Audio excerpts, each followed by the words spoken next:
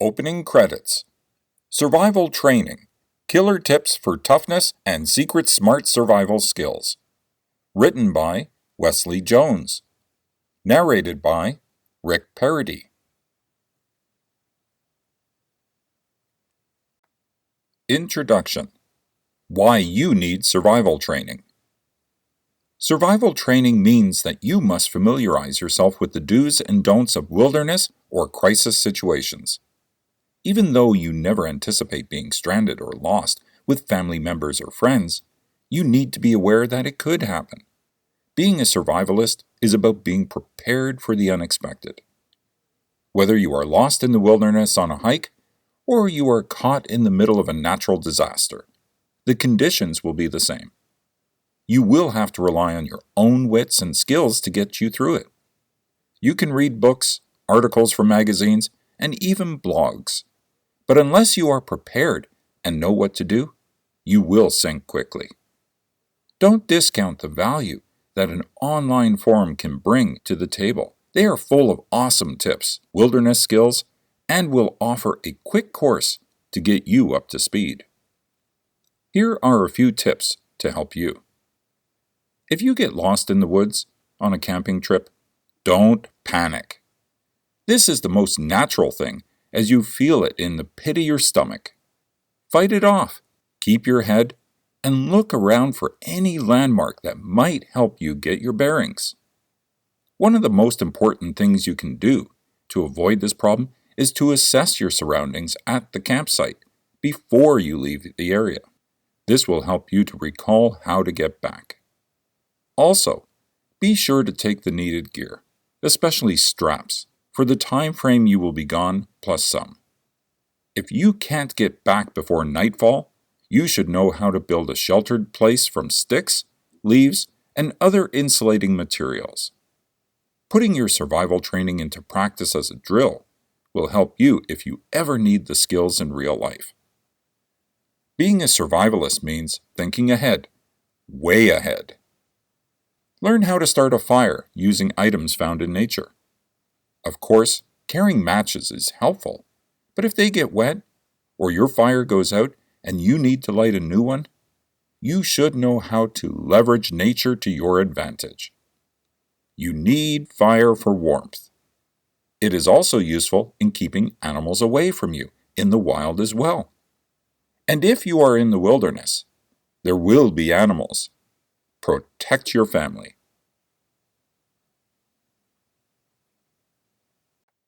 Chapter 2.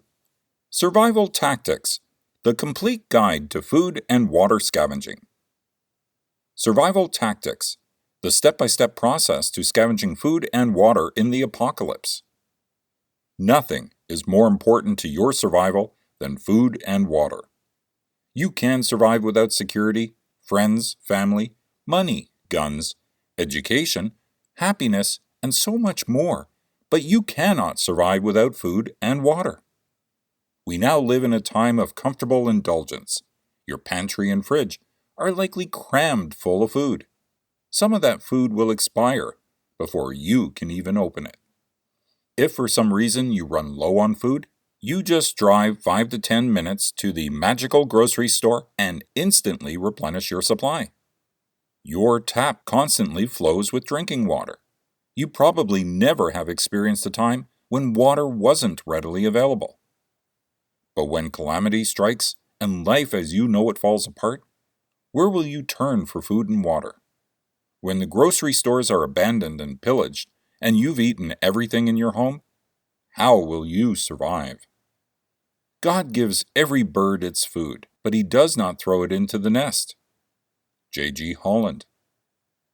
This complete guide to apocalyptic food and water scavenging will explain the survival tactics necessary for you to sustain your life. Don't procrastinate learning these essential tactics.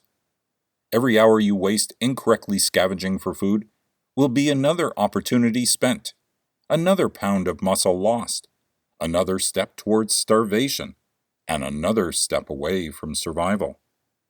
But you can survive. You will survive.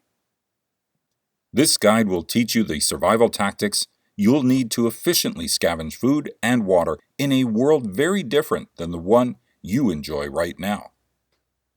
Survival tactic number 1. Finding drinkable water. Although you need both food and water to survive, water should be your number 1 priority. You can survive up to 3 weeks without food, but you can barely survive more than 3 days without water. Water will become your most valuable asset. Pre-apocalypse water storage. When catastrophe strikes, your local population will panic. Citizens will rush the grocery stores and supermarkets. Within hours, the consumables will disappear. To avoid the chaos, begin preparing your water supply now. Preparation doesn't require a huge investment. Every trip you take to the grocery store, buy a gallon or 2 of water. Store at least a 3-day supply of water for you and your family. If you can, build up a 2-week supply of water. Also, store a bottle of unscented liquid bleach to disinfect your water if necessary. Store water when disaster begins. As soon as you see signs of long-lasting danger, begin immediate water prepping. Fill up your bathtubs, sinks, pots and pans, bowls, and clean garbage cans with drinkable water. Let liquid bleach sit in your toilets for a short amount of time before giving them a final flush. This water can then be used later. Fill up empty cans, bottles, or Tupperware with water. Post-apocalyptic water scavenging.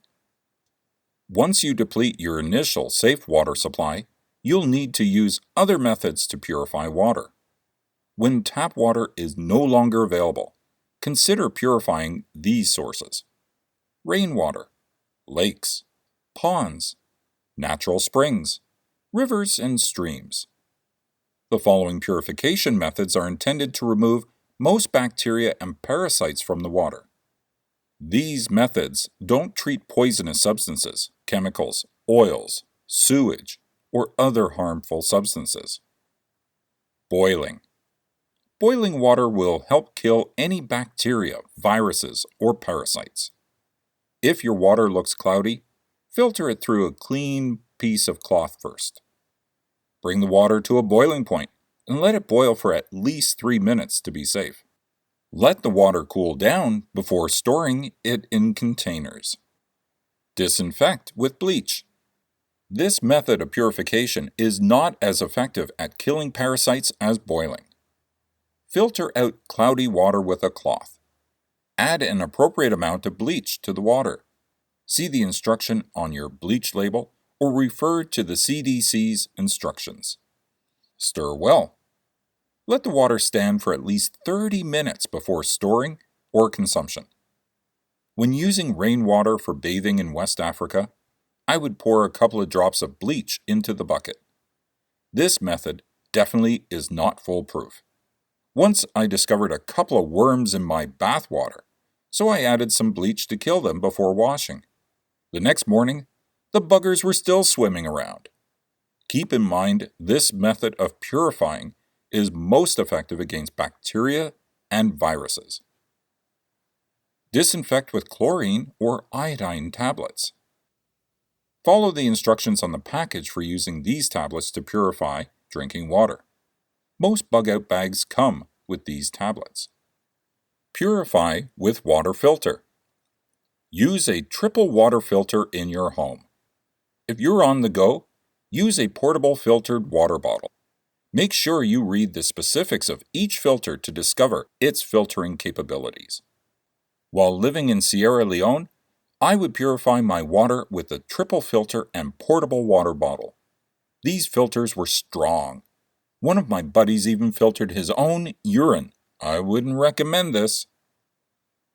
Finding drinkable water sources. If you don't have access to filters, disinfectants, or fire, you're not completely helpless. You can find some great water sources that are relatively clean. Rainwater, natural springs, wells. When using rainwater, make sure the container is as clean as possible before filling it with water. Use purification methods when possible. When looking for natural springs in the mountains, the higher you go, the cleaner the water will be. The cleanest water will be from the source of the spring. Follow the river or stream until you find the emergence spot. You won't find many wells in urban or suburban areas. Many rural homes and communities rely on well water, so look for wells in these locations first.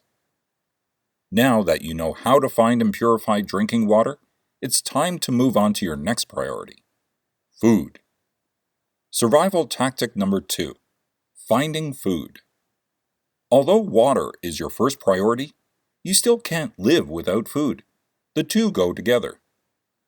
There's a variety of food scavenging tactics to help you survive, and all of them can't be covered here. The food preparation and scavenging tactics here do not include homestead prepping or farming. Although these are wonderful survival tactics, this post focuses mainly on prepping and scavenging. Pre-apocalypse food storage. Build an adequate food storage while you still have time. You don't need to invest hundreds of dollars in a year's supply of high-quality foods, but you can begin taking cheap, simple steps to be more prepared. You can buy just 1 or 2 canned items to add to your food storage each time you visit the grocery store. Buy in bulk. It's much cheaper to buy a whole case than to buy individual cans or bags. Store your own food. If you have a small garden or fruit trees, begin to dehydrate and preserve your surplus foods. Find foods with high nutrition quality and longer expiration dates. Label all of your foods. Put the name and date of canning expiration on all of your food to prevent confusion and possible sickness later. Post-apocalyptic food scavenging. When calamity strikes, make sure you eat all of your fresh food first. Don't open up any cans or packages until you've finished the foods that will expire the soonest. This will help you extend the life of your food storage. No matter how much you've prepared, if disaster lingers for months or years, you'll eventually run out of food. And if cannibalism isn't your go-to alternative, you'll need to start using these survival tactics to find food. Hunting. Use any weapons you have to hunt for local animals. If you have access to a rifle or bow, look for deer or other large animals. Learn to use traps to catch smaller prey: rats, squirrels, rabbits, etc. Forest foraging. Learn to identify what's edible in nature and what's not. Some fruits, berries, nuts, and plants you can eat without preparation, but some require steaming, cooking, or leaching. Once you learn about the wildlife in your local environment, you can find plenty of food out in the wild. Food raiding. If the wildlife is gone and you can't find fresh food to eat, you'll need to look for canned and preserved foods. Search in pantries, basements, and cupboards of abandoned homes. You'll have better luck in some places like Utah, where practically everyone has a substantial food storage. Trading. If you've identified local populations or groups as friendly, consider trading non-essential items for food. Never trade your water for food unless you have an abundance and can access to the source. Consider trading clothes, tools, and ammunition if necessary. Chapter 3: The Survival Edibility Test Before You Swallow. Foraging on plants or wild fruits and berries in a survival situation is something that a lot of us have thought about, but very few have researched and practiced. Here is a guide for your survival salad bar. First, a few warnings. Number 1. Avoid any mushrooms or fungi unless you are extremely confident and have eaten them before. While there are many mushrooms that are edible, there are many that will put you in a pine box as well. If you don't have training, they can be very difficult to tell apart even after you have completed the survival edibility test. Number 2. Don't eat a plant just because you see an animal eating it. There are plants that are poisonous to humans that may have no effect on animals. Number 3. Avoid plants with shiny leaves and milky sap. An example of this is dandelion stems. You should not eat the stems of a dandelion, but all other parts of the dandelion are edible. Number 4. Avoid holly berries, which are red and juicy and look tasty, but these little guys are highly toxic, except to birds. Number 5. Do not eat plants that have been eaten or infested by worms, insects, or parasites. Number 6. Never eat any plant or berry that smells of peach or almond, because these plants may contain cyanide. Ingesting large amounts of these plants will kill you. Number 7. Try not to get into this situation without careful planning and preparation. Number 8. Some plants and berries can be deadly or make you seriously ill even if you follow the survival edibility test perfectly, so be warned. Number 9. Buy a good edible foraging guide for the area you live in. Get Judy's North American Guide, or you can get Judy's Europe Guide as well. This lady knows what she is talking about. The survival edibility test. For a wilderness survival situation. The thing you need to know is that this test will take you a lot of time and effort to do correctly. The survival edibility test, with that said, you do not want to wait until your 16th day without food to start this test. Also, and this might seem obvious, you do not want to do this test unless there is an abundance of the type of plant you intend to eat. Number 1. Test only one plant at a time and try not to eat anything else during this period. Number 2. First, separate the plant into 3 parts: root, leaves, stem. Only test one part of the plant at a time. Number 3. Find a sensitive part of your body, such as your wrist, inside your elbow, or inner thigh.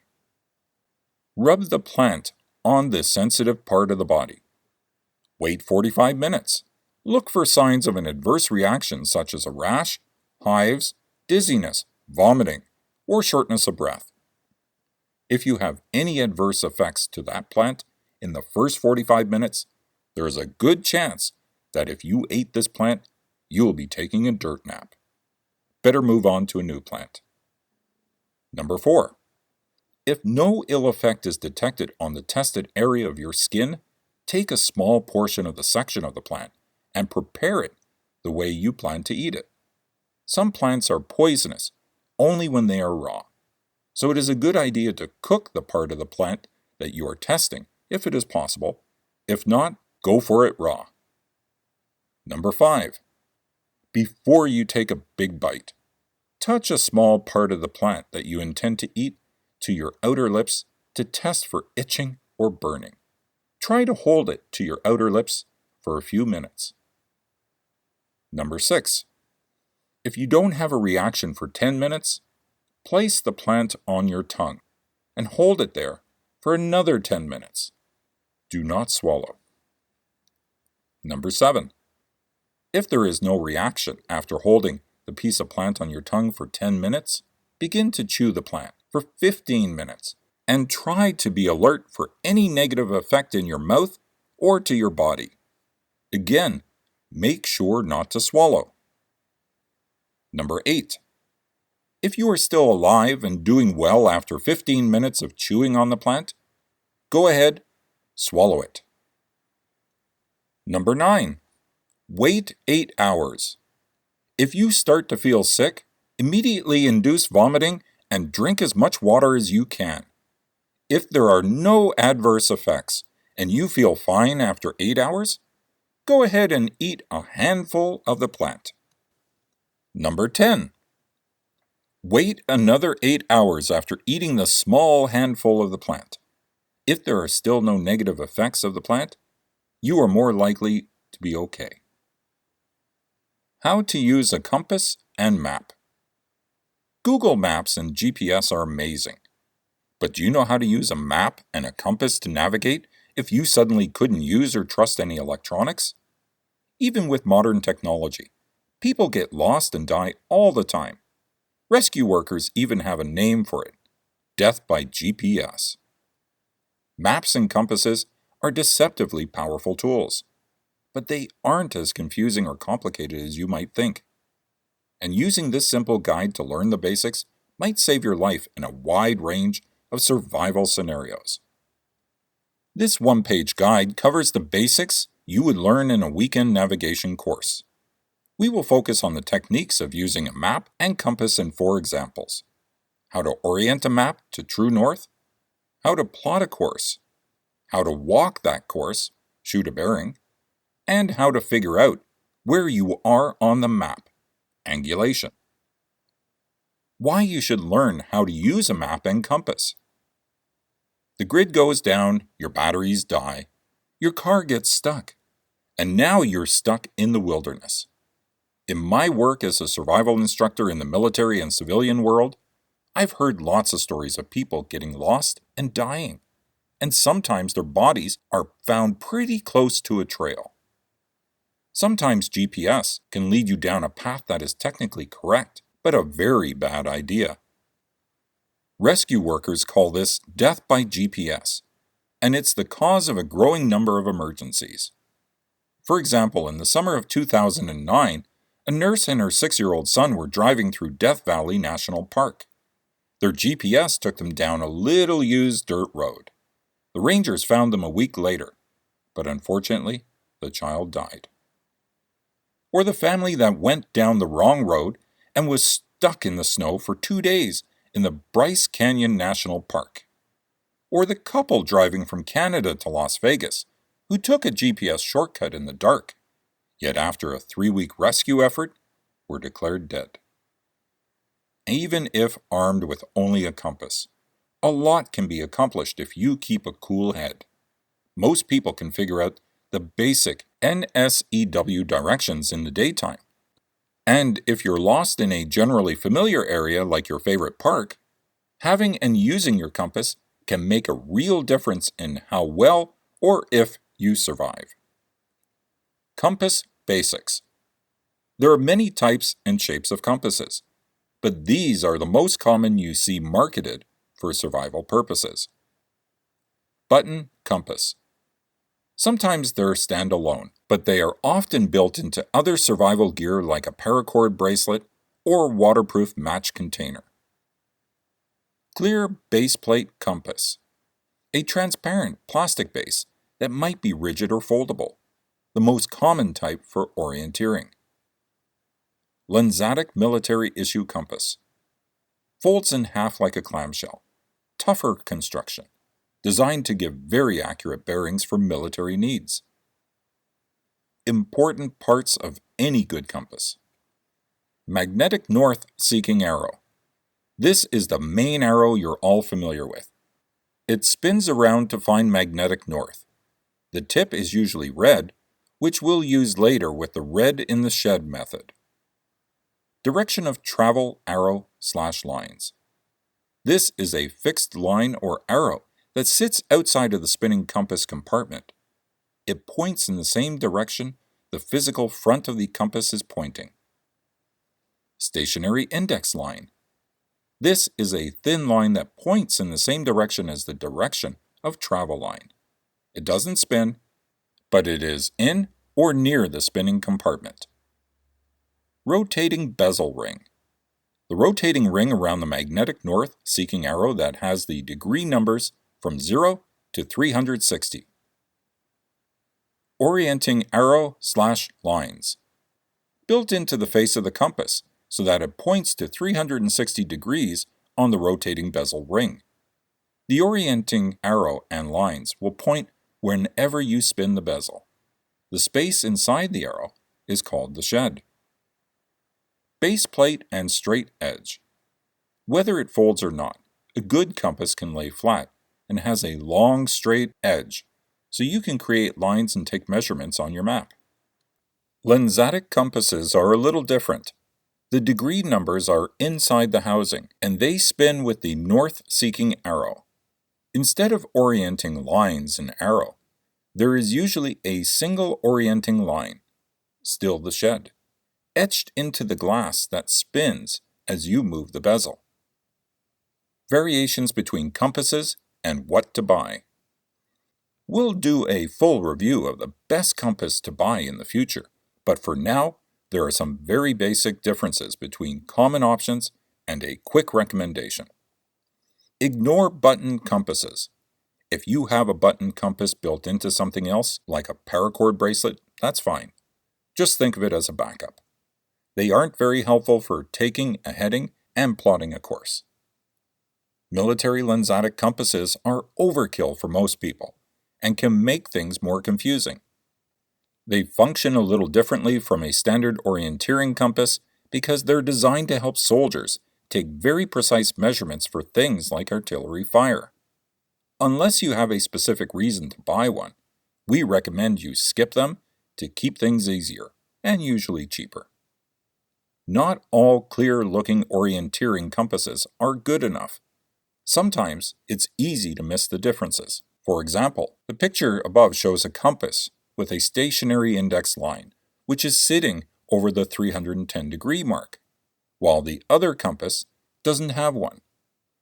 It would have been above 297 degrees. Having an index line makes it easier to read the small degree numbers accurately, instead of trying to eyeball where the direction of travel arrow meets the degree numbers.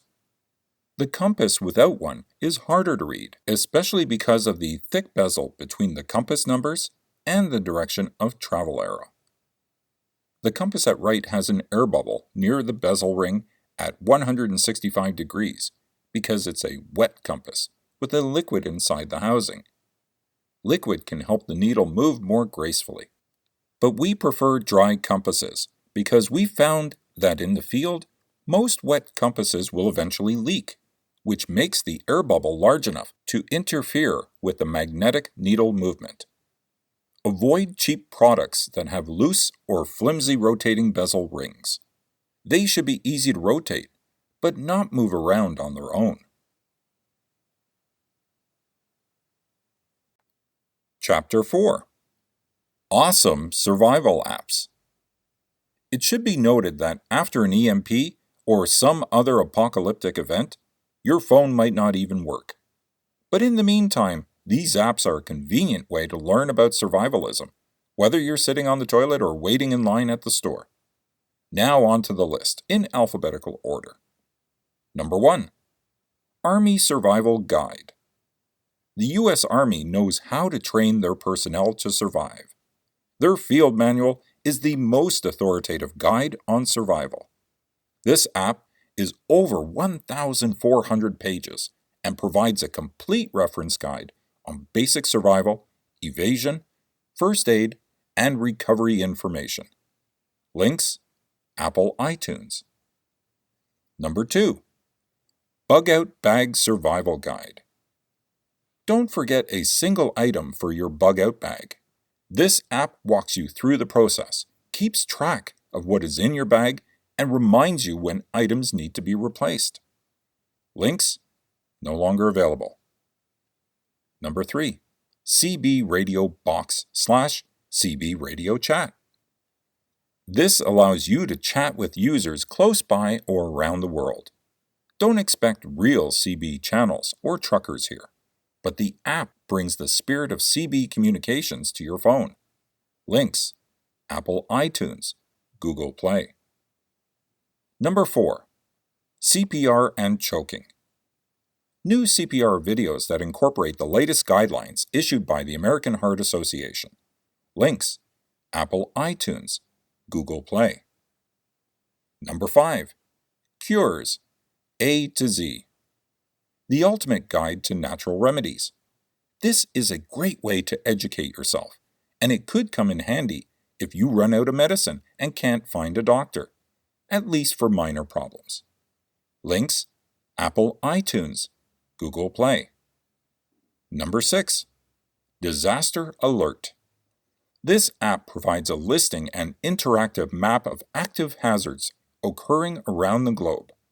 Additional hazard information can be viewed and shared. Links: Apple iTunes, Google Play. Number 7. Disaster Readiness. This must-have app will help you and loved ones rebound from almost any disaster, anywhere, quickly and safely. Links: no longer available. Number 8. EMS BLS Field Guide. EMS Basic Life Support, now with the American Heart Association updates for ACLS algorithms, stroke, and CPR AHA updates for ACLS algorithms, stroke, and CPR. Links: no longer available. Number 9. FEMA. The official app of the Federal Emergency Management Agency. Includes an interactive checklist for emergency supplies and information on how to survive disasters. List: Apple iTunes, Google Play. Number 10. First Aid White Cross. An easy-to-use application that will allow you to correctly handle an emergency situation. All the basic information you need for the correct handling of an emergency case is illustrated and shortly described. Links: Apple iTunes, Google Play. Number 11. First Aid by American Red Cross.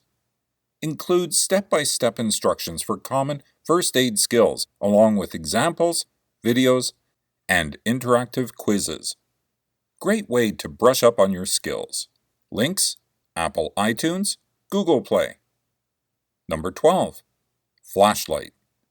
This flashlight app comes with a built-in compass and allows you to adjust the brightness. Could be very handy if you don't have any other source of lights. Links: Apple iTunes, Google Play. Number 13. Google Earth. The perfect app for when you find yourself lost in the wilderness. After it finds your position via GPS, you can zoom out and find the nearest road, river, lake, or whatever else you are looking for.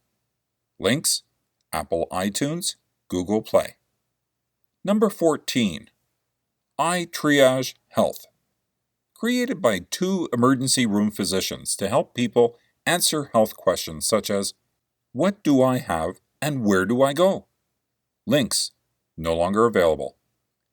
Number 15. Knots 3D. Learn how to make any kind of knot by watching a step-by-step 3D demonstration. In addition, it teaches you what each knot is commonly used for, along with its strengths and weaknesses. Links: Apple iTunes, Google Play. Number 16. Medicinal herbs. Medicinal plants, herbal remedies, and natural supplements have always been a healthy source of life. Links: Apple iTunes, Google Play. Number 17. Pet First Aid. Let's not forget about our pets.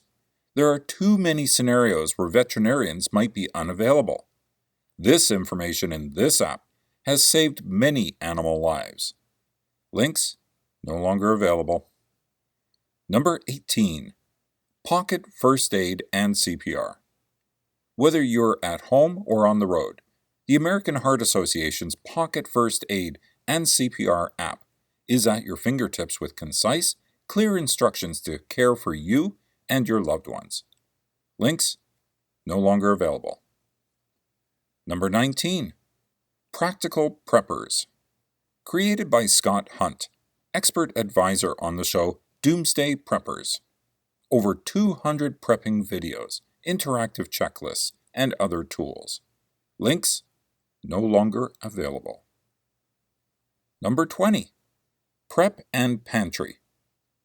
Excellent way to keep track of your food and other pantry items' locations, quantities, and expiration dates. It even includes a barcode scanner to make it easier. Links: Apple iTunes, Google Play. Number 21. Radioactivity Counter. Believe it or not, this will turn your phone into a Geiger-Muller counter. The only extra hardware you need is black tape to cover the lens. Link, Apple iTunes, Google Play. Number 22. SAS Survival Guide. For over 20 years, the SAS Survival Guide has been the definitive guide to surviving any situation, anywhere in the world. Links, Apple iTunes, Google Play. Number 23. Scanner Radio. With this, you can listen to live audio from over 5,000 police scanners. It even lets you sort the scanners by distance from your location. Links, Google Play. Number 24. Spyglass Smart Compass. Much more than just a compass. When you hold your phone up, the compass overlays real-time video. This way you can head in the direction of a landmark without constantly rechecking your compass. Links, Apple iTunes, Google Play. Keep your feet healthy. Ever since man started wearing coverings on his feet, we have had problems with our feet. In World War I, immersion foot was called trench foot. The injury is the result of the feet being constantly wet from water or sweat, and it causes tissue death of the feet. Keeping feet dry was a constant problem in World War I, due to the water collecting at the bottom of the trenches. But trench foot isn't the only foot hazard associated with being outdoors. Additionally, most of us, if we hunt or hike long enough, will eventually develop blisters on our feet. Usually, blisters form due to poorly fitted boots or from new footwear that is not broken in yet. Make sure your new boots are larger than your dress shoes, because of the socks you wear with boots are thicker. The boots should be big enough to allow you to wear a good, thick pair of socks and still have room for your feet to move without rubbing.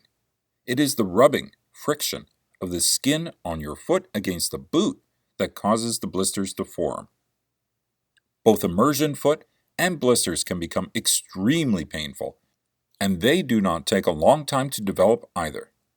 Immersion foot can take a lot longer than a blister to occur, but you can have other problems with your feet if they are not kept dry, cracking or dead tissue. Also, as in my case above, keep in mind if your boots cause your feet to sweat when you wear them, or if they fit poorly, you could develop foot problems. Most of us have had minor cases of immersion foot or have had a blister after a long hunting trip or a hike. Okay, when it comes to immersion foot, you know what causes it? What does it look like? Immersion foot is easy to identify, and you will suspect a problem with your feet the minute you remove your boots. The feet and toes will be white in color. At times, the socks may be discolored from the boot dye. Bathtub wrinkles on the foot, like you have been in the tub for hours. In advanced cases, you may have cracked or bleeding feet or toes. There may be pain at the heel or ball of the foot. Skin may peel or fall off as you remove your socks or touch the foot. Treatment of immersion foot is very simple. If you suspect immersion foot, dry your feet, keep them warm and covered. Apply foot powder and put on dry socks as soon as you have completely dried the foot. If the injury is severe, cracked skin, bleeding, or severe pain, I suggest you seek medical treatment as soon as possible. In a survival situation, these steps may be difficult or even impossible to do at times. But if your feet develop problems, you will have difficulty remaining mobile, and that could cause serious survival repercussions. The best way to prevent immersion foot is to keep your feet dry in the first place. There are boots on the market made of materials that allow your feet to sweat without retaining the moisture. Thinsulite and Gore-Tex are good examples. However, if you prefer leather or rubber boots, then make sure you check your feet often during the day. At least twice a day, you should stop and check your feet. Remember, your feet just have to sweat, not get soaking wet for an injury to occur. Also, start the day out with clean, dry socks on. I usually change my socks at noon, if they are damp, as I check my feet. If the weather is wet, you may have to change them more often. If necessary, you can dry your socks and boots at night by placing them near the campfire, but avoiding getting them too close to the fire or they will burn. When I change my socks, I also use a good quality foot powder, making sure I cover the web skin well between the toes. Just keep in mind before you apply the powder, make sure your feet are completely dry. But what if you find a blister on your foot when applying the foot powder?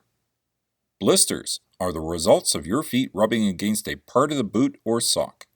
The outer skin dies and separates from the underlying skin. The space between the two skins fills with a fluid, lymph liquid, and you now have a blister.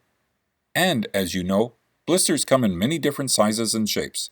Well, if you have a blister, do you break it open or leave it intact? There are many different trains of thought on how to treat a blister. I will stick with what the military taught me because I suspect they may know a few things about walking and feet. First, if the blister is small, there's no need to open it. By opening it, you may actually increase the risk of developing an infection. Second, large blisters should be drained, but do not remove the dead layer of skin over the top of the blister. This layer of skin will assist in covering and protecting the sensitive skin under it. Draining a blister is a very easy process. The area should be cleaned well with soap and water, or an alcohol pad from your survival kit.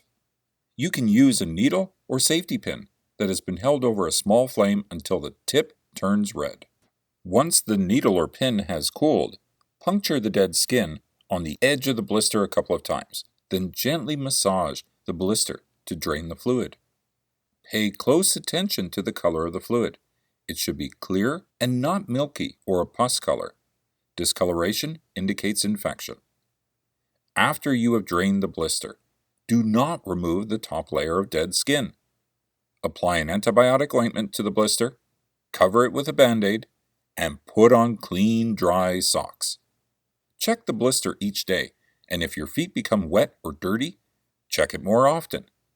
But it is easier to prevent a blister than it is to treat one in the field. Get properly fitting boots. If the boots are too tight, blisters will form. If the boots are too large, the foot will move inside the boot and will rub against the inside. Your boot should not fit snugly, but rather you should have about a thumb's width of space between your big toe and the boot tip. Wear good quality socks and change them often. Even the friction of a sock can cause a blister to form. Wet socks may cause damage to the skin on your feet and increase the risk of getting a blister. Always apply a foot powder when you put on clean socks. Foot powder will absorb the dampness on your feet and help keep them dry. Make sure your feet are in good shape before you ever use your boots. Keep the toenails trimmed, remove calluses, and smooth any rough spots on the foot. Some folks may apply a thin layer of petroleum jelly to their feet to reduce the amount of friction that can occur while hiking. Each night, especially after a long day of hiking, I will check my feet very closely. I pay close attention to the color of my feet, any unusual smells, and I check for cracks under or between the toes. Any small blisters or cracks found, I treat as minor injuries and cover them with a Band-Aid after I've cleaned them. I never sleep in the same socks I've worn all day, regardless of the temperature. The socks may feel dry, but they will have condensation from your feet that will keep your feet damp. If you want to sleep in socks, put a clean pair on. Most of us who hunt or hike take our feet for granted. We often ignore them until they start to ache or hurt, but by then it may be too late. Keep your feet dry, clean, warm, and protected at all times. Remember to use foot powder and do not sleep in your old socks, but rather put on a clean pair. A hiking trip can quickly turn from fun in the sun to a nightmare if we don't take care of our feet. By following these simple suggestions, you will always be able to stand on your own 2 feet. Conclusion. Know how to signal for help. Whether you find a clearing and light a signal fire, or use a whistle that you have in your backpack, be prepared to call out for help in a way that others will hear and find you. Any basic family emergency course will give you the most critical knowledge. Just because you don't know about urban stuff doesn't mean that courses can't get you ready. There is a practical way to prepare, from videos to primitive day camps. You can be up to the challenge. Read what others say in a product review and find tips for civilians, maybe even a course written by a firefighter. You can master the skills needed. Learn what gear you should have on hand. Learn how to put a kit together for each member of your family, and make the kit an easy grab-and-go item.